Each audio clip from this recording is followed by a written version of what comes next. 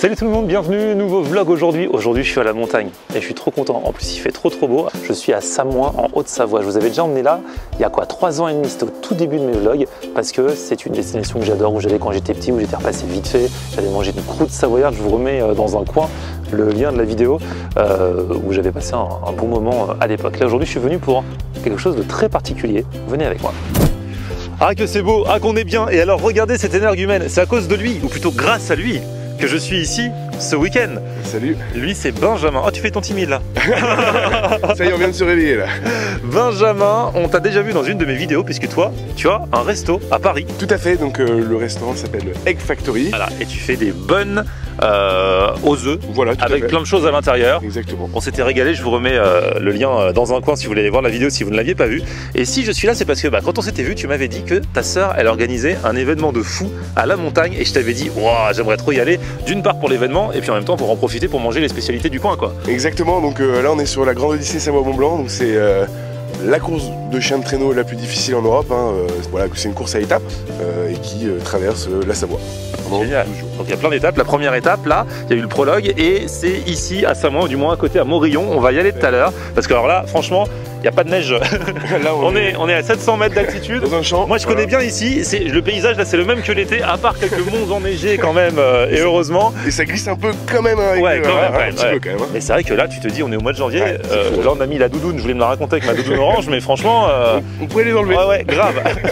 Donc du coup on va aller sur le départ de l'étape tout à l'heure et on va voir tous les chiens, il y a toutes sortes de chiens, parce qu'en fait on se dit chiens de traîneau c'est les huskies, mais non au contraire. Voilà, il y a des huskies, il y a des hounds, il y a des oro hounds, enfin il y a plein de races et en fait c'est des chiens qui ont été pas modifiés mais croisés pour accroître leurs compétences en montagne, les descentes, les montées, enfin voilà quoi. Ouais, parce qu'au final les huskies, qui est un peu le cliché du chien de traîneau, c'est pas eux qui vont le plus vite. Non, pas du tout. Ouais. Eux, c'est les plus costauds. Ils sont faits pour tracter, quoi. Ouais. Voilà. Mais en mode pépère. Les autres, ils courent pour arriver les premiers en fait. Les autres, ils envoient du lourd. C'est des marathoniens en fait. Voilà, ils sont là pour gagner. Les autres, ils sont là pour se promener. Ils aiment ça. Ils aiment être dehors. Ils vivent dehors. Voilà. Les autres, voilà, quand ils ont fini, ils rentrent dans le camion. Ils dorment au chaud. Ah ouais, c'est ça. Donc du coup, là, on est à Samoin. On est un petit peu sorti. Là, on est un petit peu dans les champs. Regardez comme c'est beau. Regardez comme on est bien ici. Et alors, on a repérer un resto. Alors moi je connais bien Samoin mais j'ai jamais fait ce resto. Ça s'appelle la table de Fifine. Ils font aussi bien quelques spécialités du coin que d'autres trucs un petit peu plus high level. Mais là je te dis, le premier truc à base de fromage qu'il y a, je le prends. Si, ça, parce qu'ils ont pas que les fondus raclette et tout. Ils ont aussi un truc que j'avais repéré à l'époque qui s'appelle le bertou. Ouais, moi je connais pas. Et ça je pense que ça vaut son pesant de cacahuètes et ça changera un petit peu. Parce qu'en plus j'ai fait raclette et fondue cette semaine à Paris donc voilà. Et tartiflette.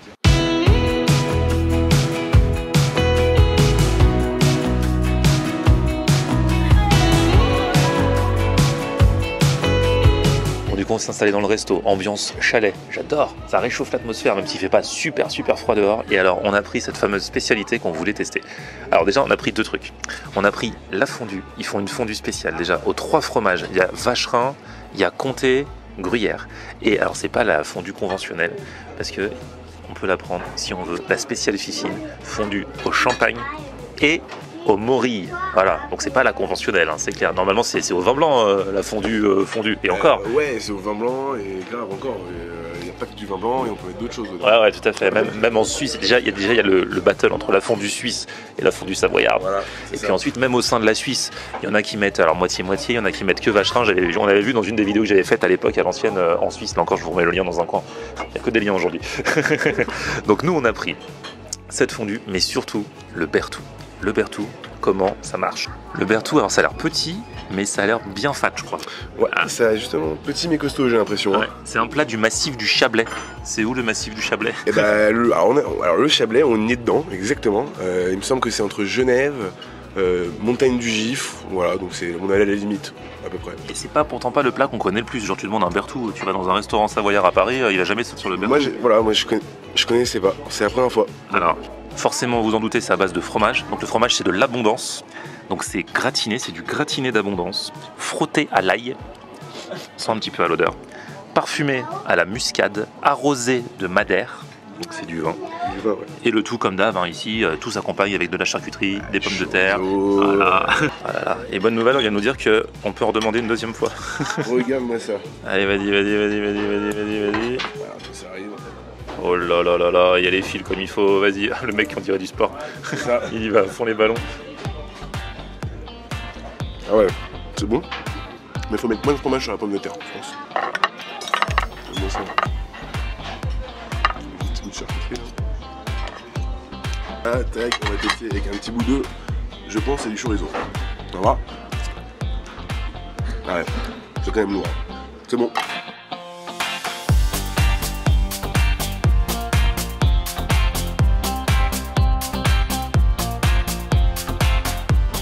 J'aime bien, c'est encore un truc, tu vois, c'est différent de la fondue. C'est vraiment plus, ouais, c'est vraiment gratiné. Le fromage en lui-même est moins fort, et c'est pour ça qu'il le parfume bien avec ail, muscade, le madère et tout ça, quoi. Du coup, on est chaud pour un deuxième, ils ont proposé gentiment. Ah ouais, franchement, moi je suis bouillant. Vas-y, vas-y, on est chaud bouillant. Non, franchement, c'est bon, hein. Ça change un peu, c'est différent. Après, je sais pas dans quel team je me mets. Fondue, raclette, bertou, tartiflette, croziflette. Voyons voir le deuxième et on prend la décision. Ah ça y est, le supplément vient d'arriver. Deuxième tour. Du coup là ils ont dit qu'il faut le manger direct parce que c'est meilleur quand ça vient, juste de sortir. Ça avait l'air quand même un peu chaud. Ah ouais, ça brûle. Regarde la fumée. Ouais, doucement. Te brûle pas le palais. C'est ça.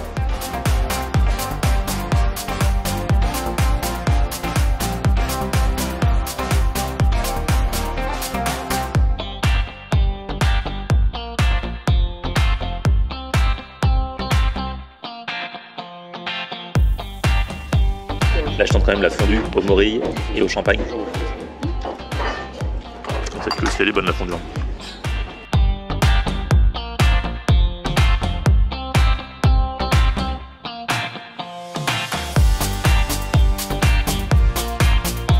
Bon, la route c'est bien faite pour digérer. Bon, c'était une route un petit peu en lacet. Normal, on est à la montagne. Ça y est, je suis à Morillon, à la station à 1100 mètres d'altitude.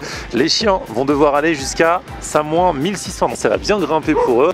Là, on est dans l'espace musher, les maîtres et leurs chiens qui se préparent pour le départ qui aura lieu tout à l'heure dans quelques minutes. On va aller voir également comment ça se passe. Et donc il paraît que les chiens ils sont toujours un petit peu excités. C'est ça, en fait au début ils le sentent, ils ressentent l'excitement, enfin l'excitation du musher. Donc le musher c'est celui qui pilote le traîneau, hein, d'accord. Et donc les chiens ressentent l'excitation du musher avant le départ. Et donc voilà, il y a cette excitation et ils sentent qu'ils vont prendre le départ. C'est des athlètes de haut niveau, hein, donc ils ont le will to go comme ils disent, donc ils ont vraiment envie d'y aller, voilà. Jean, je vous présente Jean. Ouais. Jean Combazard, c'est sa 13e édition, c'est ça? C'est ça. Ah ouais, donc vous êtes un... Ouais, c'est le taulier ici. Un taulier, c'est vrai. Le taulier. Et alors vous avez quel type de chien? Moi, des chiens, des huskies de Sibérie. Et pour une course, quand vous êtes sur votre traîneau, il y en a combien qui tirent le traîneau? Là, sur la Grande Odyssée, on va mettre entre 8 et 10 chiens. D'accord. En fonction des étapes. Ok. Et alors c'est quoi l'entraînement pour eux, pour vous, pour tout le monde? Comment ça se passe? Comment vous préparez ça? Bah, l'entraînement, moi, vu que je suis un peu atypique, étant donné que je vis en Seine-et-Marne. Effectivement. Pour ne pas dire, voilà, au milieu des betteraves, comme disent certains. On entraîne les chiens dans les chemins agricoles et on leur fait tirer un quad et puis on travaille avec un quad. Ouais, d'accord, voilà. Ok. Et du coup, ils sont pas étonnés quand ils arrivent sur la neige? Ça change rien pour eux? Bah, ça change tout et ça les transcende. Ah, ils sont contents? Ah bah bien sûr. Et du coup, ils tirent encore plus fort, encore plus vite. C'est ça, la motivation elle est meilleure parce que déjà quand on voit dans l'état dans lequel sont les chemins aujourd'hui chez nous là, en Seine-et-Marne, c'est pas terrible, hein, la boue et ainsi de suite, les chiens reviennent complètement sales et autres, toutes ces choses là ils sont mouillés, que là ils vont revenir. Ah là ils kiffent, ils sont contents. Tout beau, tout propre, ils vont être super sympas, ils vont être heureux, ils vont être heureux comme tout demain.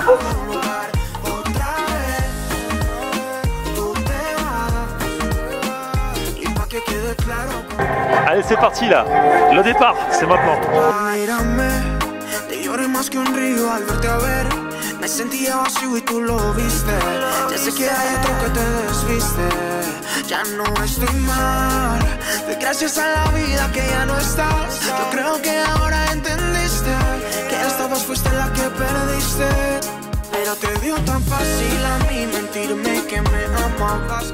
Et c'est génial de voir tous ces départs parce que alors personne ne part exactement de la même façon. Il y en a parfois qui partent un peu trop tôt. Les chiens sont tellement fous qu'ils veulent partir tout de suite. Il faut essayer de les rattraper.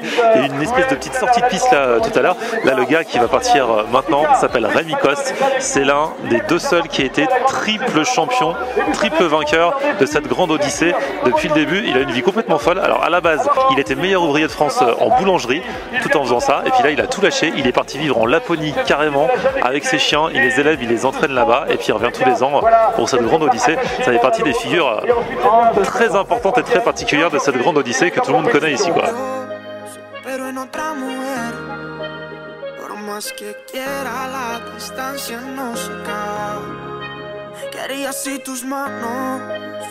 Bon, ça y est, le dernier départ vient d'être donné, donc maintenant on part à l'arrivée. On prend la voiture, 5 moins 1600, on va pas se faire le même chemin que les musher et leurs chiens, et normalement on devrait arriver à peu près en même temps que les premiers. C'est parti.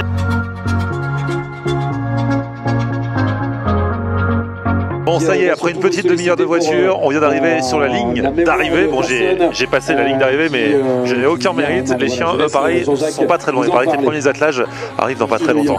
Rémi Coste, mesdames et messieurs, le triple vainqueur de la grande odyssée Saint-Laurent Blanc. Il a mis la patate, Rémi. Voilà, Dossardi le bras qui vient d'arriver. Ça devrait aller très très vite derrière, avec normalement l'Espagnol, Iker Oskoidi. C'est fou, le premier arrivé c'est Rémi, en plus c'est lui dont je vous ai parlé, c'est lui qui vit en Laponie. Il est parti genre 15e ou 20e et il arrive le premier. C'est un truc de ouf. Il va remercier ses chiens, il va les câliner pour les féliciter. Humaine, tout ça ça s'associe, ça travaille ensemble, ça s'entraîne. Ah, il est exténué. République de Samoa 1600, bon sang. Applaudissements. Voilà, bravo Rémi. Rémi qui est dans la raquette ici d'arrivée, il a tout donné. On voit que voilà, il est un peu essoufflé, enfin essoufflé chez Rémi Coste. C'est un truc de fou. Les mushers, ils sont pas juste là à se laisser traîner par les chiens de traîneau en fait. Hein. Ils marchent, ils courent à côté, dans les montées, ils sont vraiment à fond avec les chiens. Donc c'est vraiment exténuant quoi.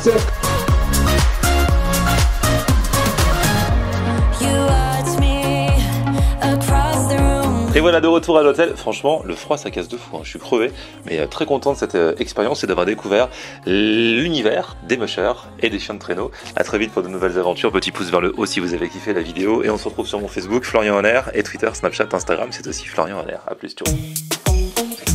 On aime regarder Florian en Air. Ok. On aime regarder Florian en Air. On aime regarder Florian en Air. Alors tu dis quoi Florian?